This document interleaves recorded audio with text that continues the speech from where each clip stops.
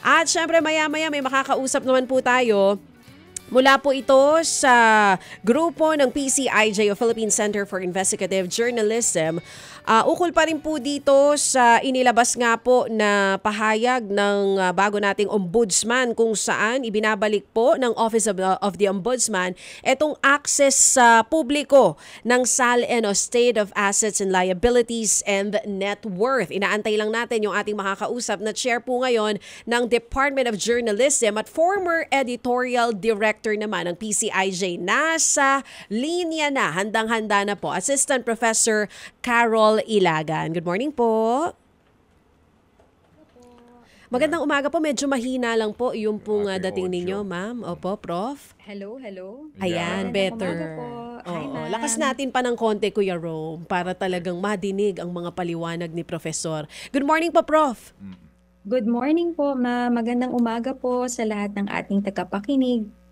Ayan, sige po. So Prof, inyo na po bang nabasa yung inilabas po kahapon? Mainit-init pa, Memorandum Circular Number 3 Opo, ng yes Office of the po, Sir Ombudsman. Ted. Go po. Go ahead, ma'am. Ano po ang inyong obserbasyon dito po sa panuntunan po ng Ombudsman? Unang-una po, of course, this is a welcome development. Although, kung titingnan rin po natin yung konteksto nito, dapat lang naman na i-lift yung restrictions noong previous memo under Martires. Kumbaga, ang tingin ko po dito, it's minimum siya na dapat ginawa or matagal nang ginawa ng Office of the Ombudsman. At first glance, mahaba po, Sir Ted, yung kanilang memo at marami pong requirements. Sa palagay ko po, malaking bagay na natanggal yung requirement na kailangan mong hingin ang permission noong nag-file ng SALN bago mo makuha yung SALN niya. Pero yung memo ngayon, I think may mga ilang provisions na baka dapat i-revisit nila kasi dapat routine po ito, dapat hindi mahirap kunin yung SALN. Opo.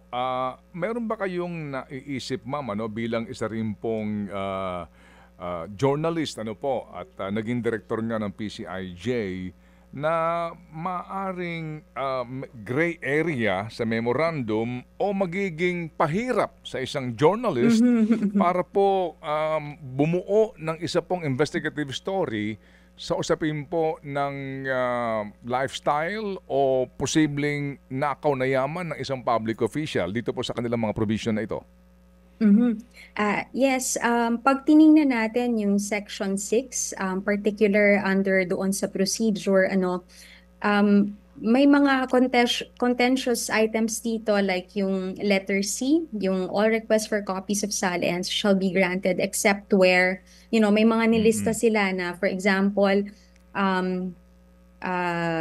the purpose is contrary to law, morals, and public policy, may derogatory record of misuse, at saka yung huling bahagi na kailangang isubmit sa ombudsman kung paano ginamit yung SALN na magsasubmit tayo 5 days daw, within 5 days nung na-publish na story.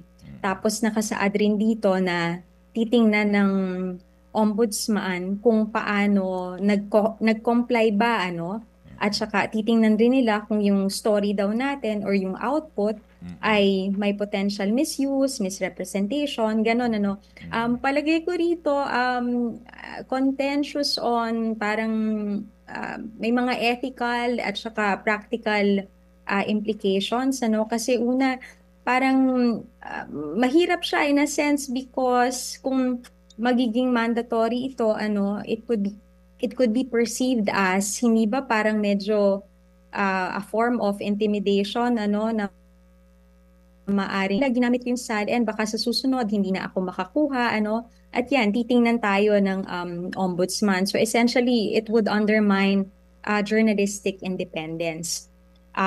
Medyo may parang may chilling effect kasi yun nga parang babantayan pala nila kung paano mo siya gagamitin. Pangalawa, questionable rin yung sino sa ombudsman yung makakapagsabi na tama o hindi tama yung pagkakagamit sa SALN. Palagay ko on a practical level, iniisip ko yun parang, okay, magsasubmit, tapos hindi ba it would create a new and probably, expensive, like, bureaucracy in a sense na may magkakaroon ba sila ng section na magpa-process at mag-a-analyze ng lahat ng isasubmit ng mga tao na kung paano ginamit yung SALN. Tsaka, yun, parang yun yung questionable doon na sila ang magde-define Opo. ng tama o maling paggamit ng SALN. So yun, palagay ko yun, baka magandang i-revisit yun because magiging problematic talaga yun on our part. Oo. Mga kapatid, napakainam na si Professor nga po na ipaliwanag ito. Sa panig po ng mga mamamahayag, yung gray area dito, halimbawa po, number 5 under letter C ng section 6 na inyong binabanggit po, ma'am, the request po, maari daw hong hindi pagbigyan kapag yung daw pong request ay linked to a pending case to influence or harass. Sandali lang, halimbawa, dito ngayon sa mangyayaring kasuhan ng mga flood control projects na ito, pending case yan. Kung pupunta ako sa ombudsman, hingi ako ng SALN ng mga sabihin natin proponents dito, mga mambabatas o opisyal ng gobyerno, may pending case Tapos to influence or harass. Sino magsasabi na gusto kong impluwensyahan yung kaso o nangaharas ako? Right. Di ba, ma'am? Tama po? Right. Tama yun. So, palagi ko pagka ganyan, ang magiging test talaga ay, I wonder whether, palagi ko marami na sa ating kasama na magsisimula ng mag-file ng SALN request. So, magandang matest itong guidelines na ito kung talaga bang makakakuha tayo, no? Opo. And yung pong sinasabi din dito sa isang provision na yung SALN request ay dadaan pa sa processing, no? At meron silang lupon na siya magdedesisyon kung karapat-dapat ba. Opo. So, isa pa nga ito sa sinasabi niyo na parang intimidating ito, no? Inilalantad rin ng journalist yung kanyang sarili, no, sa posibleng repercussion. Kasi paano kung, sorry po may kamag-anak yung public official doon sa ombudsman's office. I mean, kasi po, tayo po na nakagawa na ng mga investigative stories. Di ba? Yung firmo na, paano kung timbrihan ng kamag-anak na tinatrabaho oy, may isang taga-PCIJ, tinatanong ka dito. Alam niyo yan? Go ahead, ma'am. Go ahead. Oh. Opo, kaya itong guidelines na ito, maganda po sigurong, yun nga, apart from nabanggit po kanina, yung matest, but at the same time, baka yun kailangang i-revisit kasi questionable po yung ilan sa items dito. Tsaka yun nga, I'm really wondering paano nila i-implement yon on their part. Lalo na I would expect na halos isang dekada rin po kasing hindi tayo nakakuha ng SALN. So I would assume marami pong requests na papasok. So paano nila yun i-assess lahat at saka balik po doon sa nabanggit ninyo, bakit parang subject to ganon pagka kasi nilalagay natin sa sitwasyon na ganon na when dapat naman pag sinabing SALN it's a public record, yun yung pwedeng hindi natin alam baka yun nga baka may mga SALN na hindi tayo makuha, so yun yung kailangang bantayan natin. Opo, sige. Professor, kasi nga, kanina nakapanayam namin si Speaker Boji D, sabi dito ng Ombudsman, yung legislature, iba ang panuntunan. Senador at saka lower house, kanya-kanyang panuntunan. Hindi tayo nakakasiguro kung ano magiging rules sa dalawang branches na yun ng, di ba, ng legislatura. Nung unang panahon, sabi nga ni Speaker sa aming interview kanina, wala hong problema ito Napakadali dati. As a matter of fact, basta bayaran mo lang yung printing, makakakuha ka kaagad ng kopya. 24 years ago ha, nagpa-file ka ng salin mo, ang daling kunin. Opo, walang question ng mga public officials kasi nga pumasok ka sa larangan na yan eh. Ano ba ang paninindigan po ninyo, ma'am, sa usapin na ngayon sinasabi, kasi baka gamitin sa blackmail, baka gamitin sa pangaharas, baka gamitin ng mga extortionist, baka gamitin ng kidnapper, yung salin. Ano ba ang inyong maaaring katwiran doon na sa ganong mga pangangatwiran, nasasapawan na yung karapatan ng publiko na malaman ang yaman ng isang public official?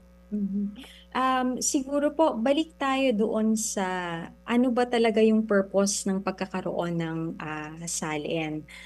So kung naintindihan ko po may mga ganyang argument at palagi ko yung naririnig na yung word na quote-unquote weaponize. Kaya lang yun nga po, tulad ng nabanggit ninyo, ang hirap naman pong sabihin na gagamitin sa ganito or sa ganyan, at when alam naman natin na yun nga, ang nilalaman ng record na ito ay of public interest. Siguro doon kasi, of course, I'm not a lawyer, pero ang pwede kasing tingnan ay may mga legal frameworks naman na would cover other crimes. So it shouldn't parang dapat mag-medal dito sa ating right to information. Yung salin, hindi yan bago, kung titingnan natin historically, required yan even before pa the 1987 Constitution sa 3019, yung Anti-Graft and Corrupt Practices Act. Pero doon, hindi siya required na i-disclose publicly. It was the 1987 Constitution na ni-require yan. And then later on in 1989, yung 6713 or the Code of Conduct na isinama pati more public officials yung kailangang mag-submit ng salin. Ang point bakit this was required para gawing public siya is yun nga from our experience during martial law, kasi 1987 Constitution so yung framers ng ating Constitution gusto nila na mas paigtingin pa na hindi magamit yung public resources for personal or private gain, at yun nga makita siya as an anti-corruption measure. So hindi lang yan record it's a mechanism.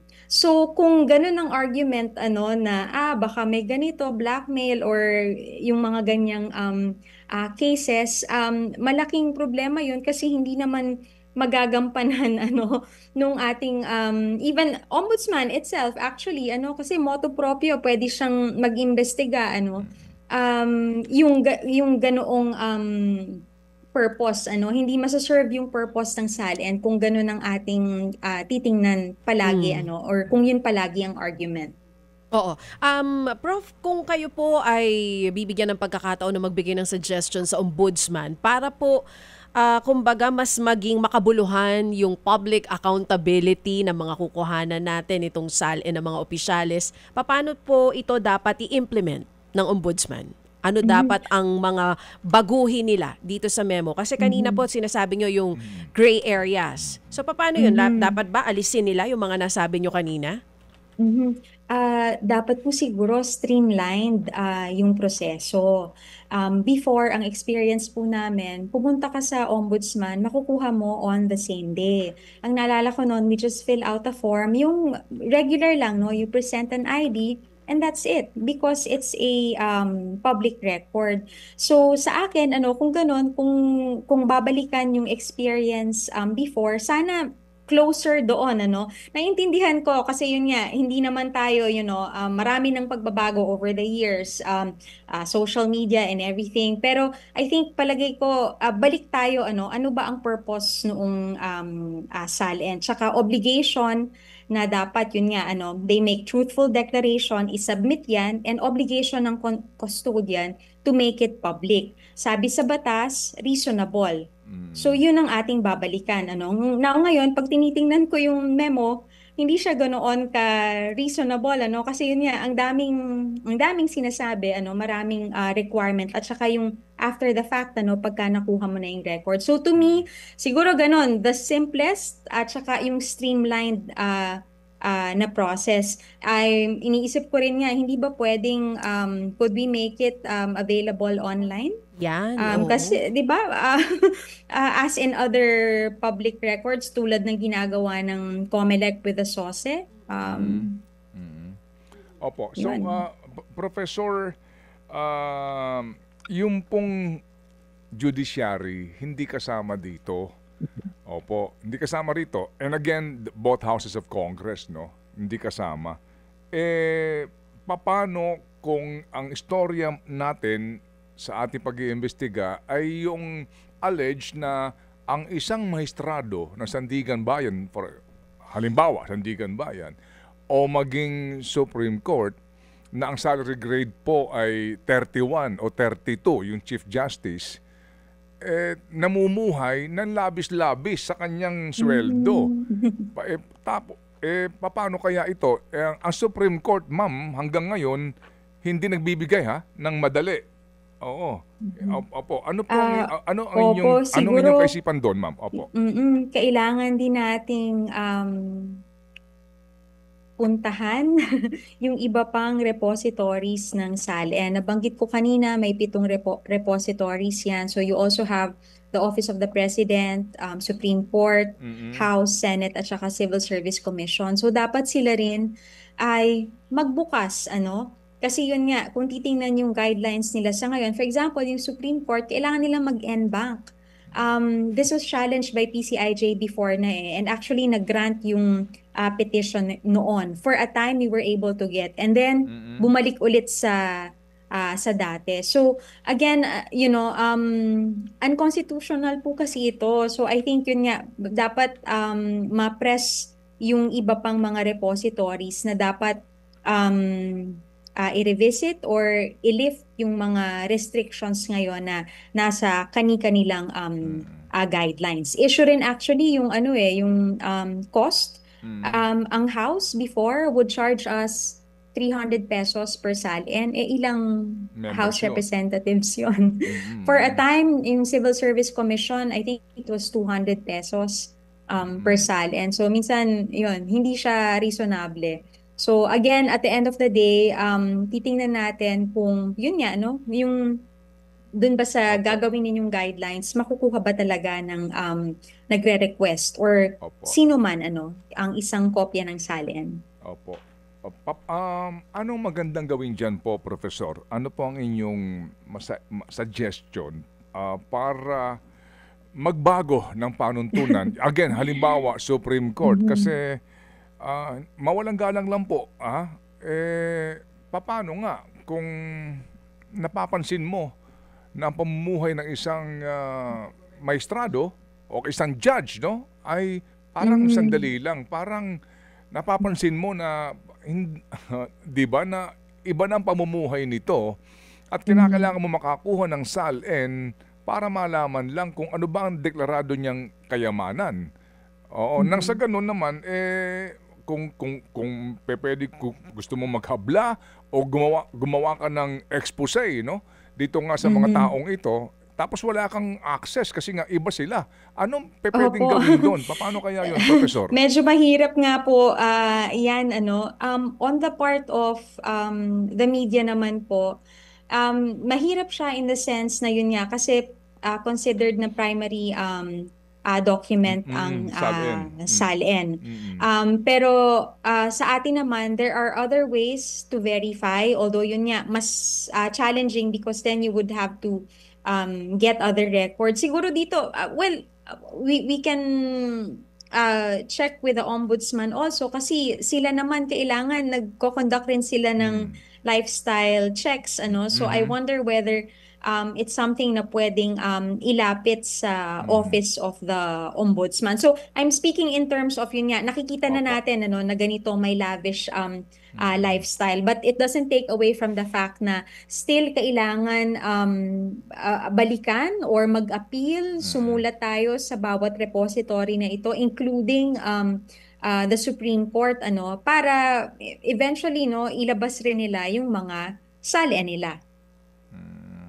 Hindi kaya din panahon na para maisama ito sa mga inihahayag sa mga ongoing na mga protesta dito sa flood control scandal na ito, na maisama ito sa panawagan natin. Kasi nga, alam po naman natin, Professor, di ba, na kaya wala nagtatanda dito kasi maaari kang kasuhan ngayon, pero eventually,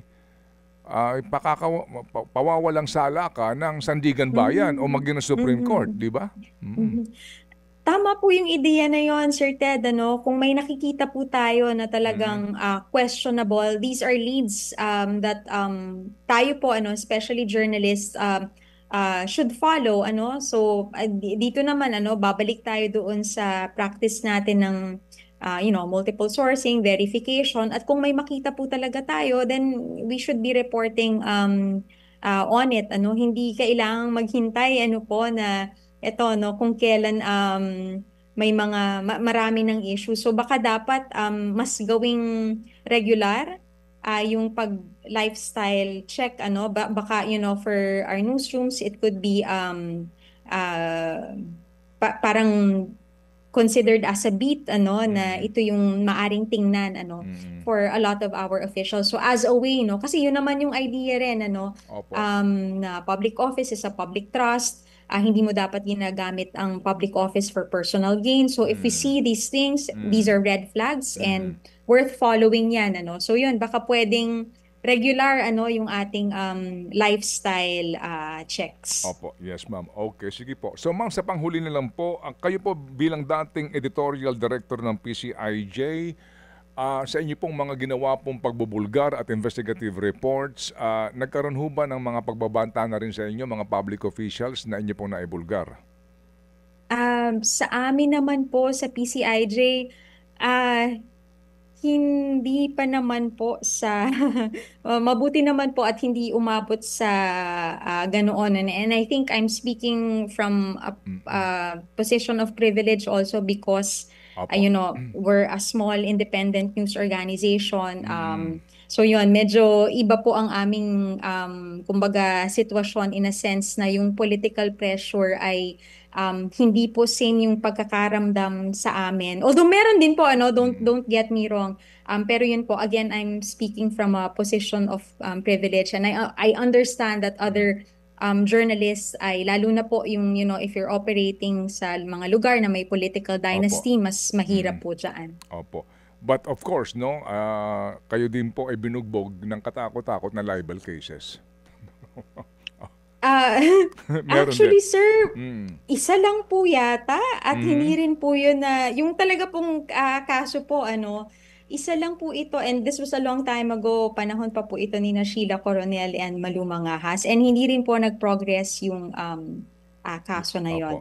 Ang naalala ko lang pong recent ay yung naisama kami doon sa Matrix ni Duterte when we were investigating yung wealth po ng Duterte family. Opo. I remember the PCIJ report concerning po doon sa maestrado ng kataas-taasang hukuman. Ang isang aklat po tungkol po. Anong title nun, ma'am? Yung PCIJ report tungkol sa isang maestrado ng kataas-taasang hukuman. I remember that. Opo. Si Sheila Coronel at si Binibining Mangahas po ang mga author nito. I remember that. Sige. So ma'am, salamat po na marami sa inyo pong panahon. Kami po'y natuto po sa ating diskusyon and nagbigay din po tayo ng kaisipan sa ating mga takapakinig kung gaano kaimportante ito pong usapin ng SALN ng mga public officials. Mabuhay po ma'am. Salamat po na marami, Professor.